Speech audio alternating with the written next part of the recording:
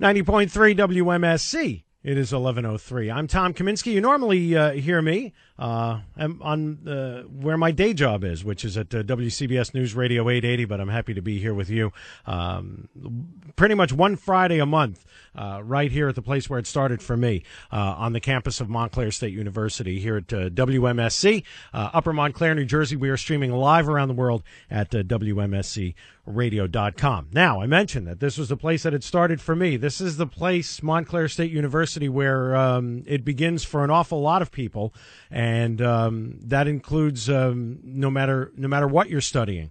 I have some of Montclair State's finest film students right here in front of me who have gotten a very prestigious honor. Their films are being screened tonight. They don't look nervous at all. They're sitting here in front of me, but their films are being screened tonight at the Montclair Film Festival. And I would like to welcome, first off, Michael Stabile. Thank you for having me. It's welcome good to be to here. you. And Monika Kolodziej. And hello there, Monika.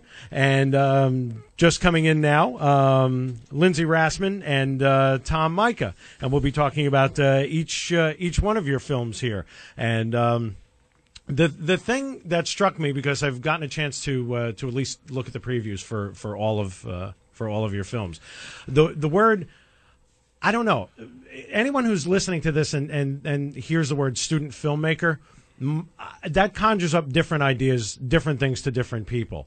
None of these films strike me as a student production. I mean, this is the real deal.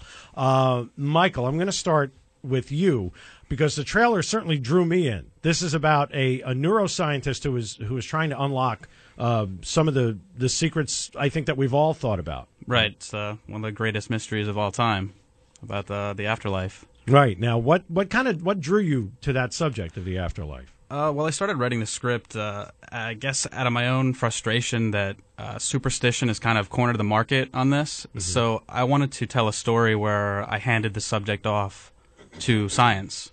So I have a neuroscientist that's testing on a death row inmate and trying to unlock the secrets of the afterlife. Okay. Now, did you find yourself changing your mind about your thoughts about this after doing this? Well, I wouldn't say that my mind has changed. The film deals a lot with ethics and about, well, since he's testing on a death row inmate, I'm basically proposing the question to the audience, what life is expendable in the pursuit of this new knowledge? Is it okay to test on a death row inmate in order to find the answers?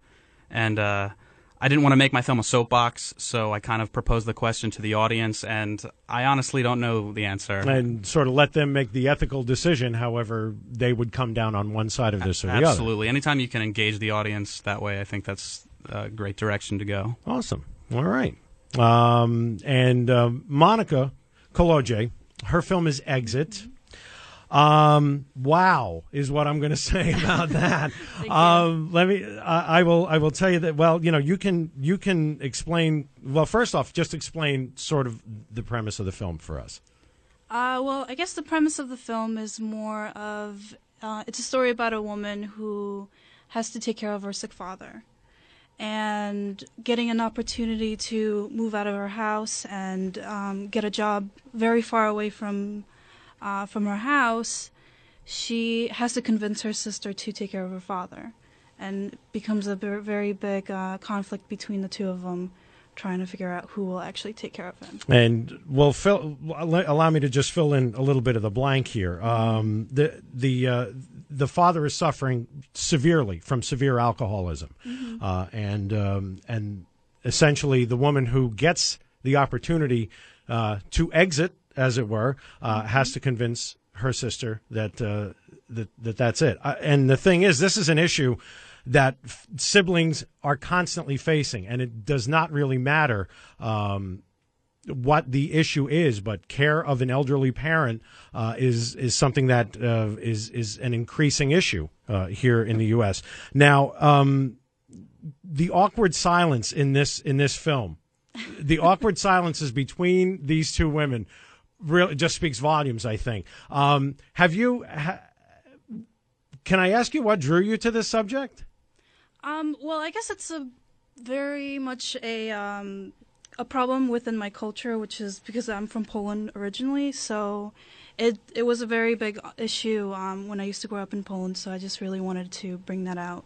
And you grew up in Poland? Yes. Okay. Mm-hmm. And because I can imagine there have been some of your friends after viewing this film had said, "Wow, hey, listen, is there something you're not telling me, or what?" No, but it's nothing like that. it's a very powerful film, certainly. And again, Monika, we will get back to you in a second. Third up here is are Lindsay Rassman and Tom Mika. Their film is titled Unshore. This is a very up-close look at Seaside Heights in the wake of Hurricane Sandy. Now, I will tell you that in the immediate days after the hurricane, from my vantage point in WCBS Chopper 880, I got a chance to view some unbelievable footage, just some unbelievable damage. And I will tell you that I got very choked up watching your trailer because it immediately took me right back to those immediate days after the storm. What drew you to this? Is there a personal? I think we all have a personal connection to the shore, but what drew you to that? Well, yeah, everyone in one way or another was affected by the storm. But for Lindsay and I, we're both residents of Ocean County. I'm from Toms River, and Lindsay's from Brick. So I guess we had that close connection to the shore. And so we tried to be very sensitive about, this place, in this case, the seaside, the boardwalk, the beach, and this place that has just had such a devastating and heartbreaking level of destruction. And, of course, you picked Seaside Heights being a very iconic part of the shore. And the current rebuilding effort, that's interspersed in your film with old footage of the shore of maybe not of your youth, but certainly of mine. And certainly for someone of my age, I identified very closely with the comment that Governor Christie had made that the shore as we knew it was gone. However, I noticed that you both interviewed a lot of people that didn't really feel that way, did they? And I want to make sure, Lindsay, you get in here too. Yeah, we focused on the scene you're talking about is like a flashback, and that's one of the things you just said before is that everyone has some connection to the shore. Everyone has been there. Everyone has some emotional reaction to it. And we kind of wanted to focus on the nostalgia, that it will never be the same, and that it'll be a different boardwalk. It'll still have the same emotions, but it will never be the same, and you kind of have to get past that. You can't expect to have the same boardwalk. And the people we talked to were I hate to say it, but they were very unsure about how the boardwalk was gonna get rebuilt in time. I mean, as residents, we still go down there, and it's like, oh, are they gonna finish in time? Is it gonna be the same? We don't really know. Right. It's kind of a day at a time for the entire thing. Exactly. I guess. Yeah. Okay. And I'll ask. This is going to be a question for each of you. I want you to take me and those of us that are listening, and you're listening to 90.3 WMSC, streaming live around the world at WMSCradio.com. We are here with four of Montclair State's finest student filmmakers. Their films are being screened tonight at the Montclair Film Festival. Let's start with Lindsay Rassman and Tom Mika, the directors of Unshore. Take us through the process of making this film. Now I want to find out from all of you what sort of challenges you faced in terms of making these films. And I'm going to start with you guys, because I would imagine it being, one big rope, the shore being one big roped off police line. You're going to face quite a few challenges trying to get your film made. Right. Right. I started filming this as a resident of Ocean County. I 2 weeks after Sandy, I went down and.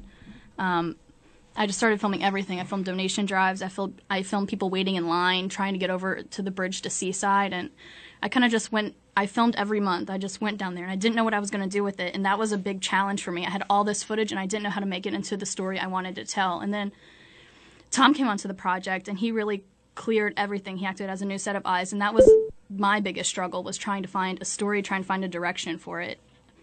And we took a lot of different trips down to the shore. We started in Seaside and kind of just worked our way up north. We went all the way to Asbury, and then at that point realized that, that wasn't even going to make it into the documentary, and that we were just going to stay focused on Seaside.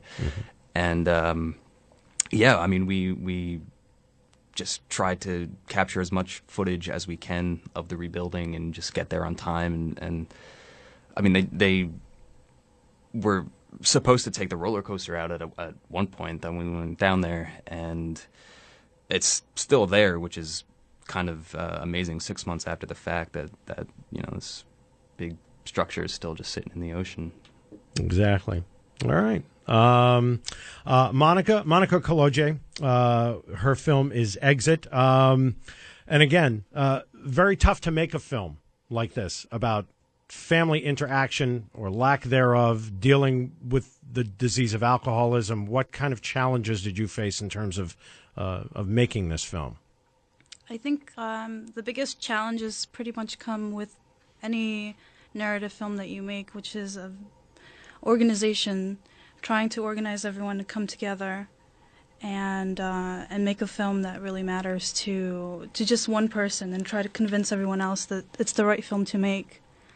So that was the biggest challenge, and because the actors that I had were pretty amazing, and there wasn't too much direction that I had to give them. They pretty much knew what they had to do. They both, in a certain way, understood their characters. I try to make the script as understandable to anyone that would read it. So the biggest thing was getting everyone together and shooting it, actually. So okay. Well, you did a great job in that. Thank certainly. And Michael, now we'll move to you. Certainly, you're dealing with a subject that there's really no parameters for. What do you think was your biggest challenge in terms of doing this project? Biggest challenge, I would have to second what Monika said, is just getting everybody together and getting everybody inspired to be a part of the project, because my crew worked without pay, and so did my cast. And also budget. I had launched a Kickstarter campaign, and had some really great people help me fund the film. And so that was a challenge to pitch the idea to people. And I had a really great co-producer on the project, CJ Pelosi, and I'm always really anxious to get my work out there immediately. Like, once the script was done, first draft, I was like, all right, let's shoot it. And he was like, no, wait, we got to sit down, break it down, make it as good as it can be before we move on. Same thing when we were shooting. I wanted to release the trailer right away. He had to kind of wrangle me back, be like, wait a minute, we want to make sure it's perfect. So it's good to have somebody to do that for you. Absolutely, yeah. It's good to have a second person on board to help you out. That's it. It's good to have that. All right. This is 90.3 WMSC. I'm Tom Kaminsky, 1116, and we are here with Michael Stabile, Lindsay Rassman, Tom Mika, and Monika Kolodziej. Their films being featured this evening at the Montclair Film Festival, which runs through this Sunday. I will basically have one more question for any and all of you, and feel free to jump in at any point. I want to find out what drew, because first off, you're here. You're all students. What drew you to the film department? The BFA in film production here at Montclair State. I mean, what drew you to film as opposed to going to TV or radio for that matter? Anything you can think of? What? That's what I'm trying to get at. Anybody who wants to start. I really like television, actually. I think TV is really putting out some of the best stories nowadays. Game of Thrones, Dexter, Breaking Bad, Sopranos. I think that's somewhere I want to go, but they fall in line kind of with film. They have narratives. It's like a 13-episode season is like a 13-hour movie. It's really great. But in terms of filmmaking, I just like the connection that you can make with people. When you see a really good movie that you love, you actually feel like you get like a sensation in your body, the catharsis that comes with that. I want to create that in people and send a message with it. Okay.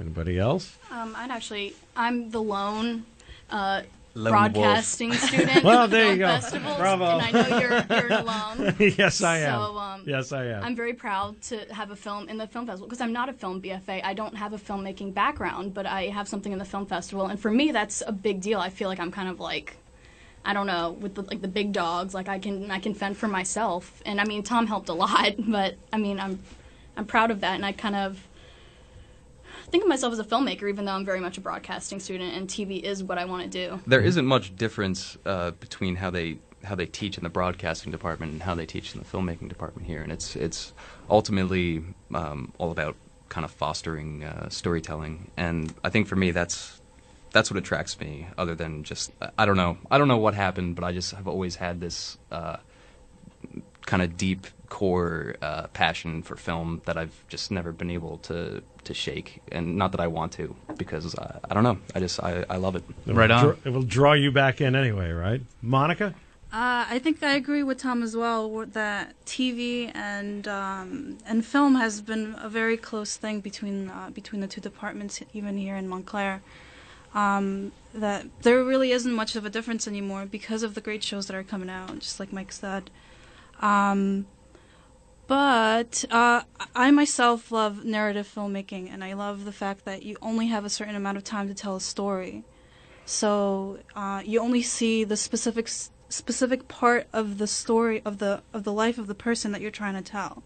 So it's not their whole life story. It's not the parts between that really don't matter to the story. It's the story itself that pretty much shows through a narrative film rather than TV. Very interesting.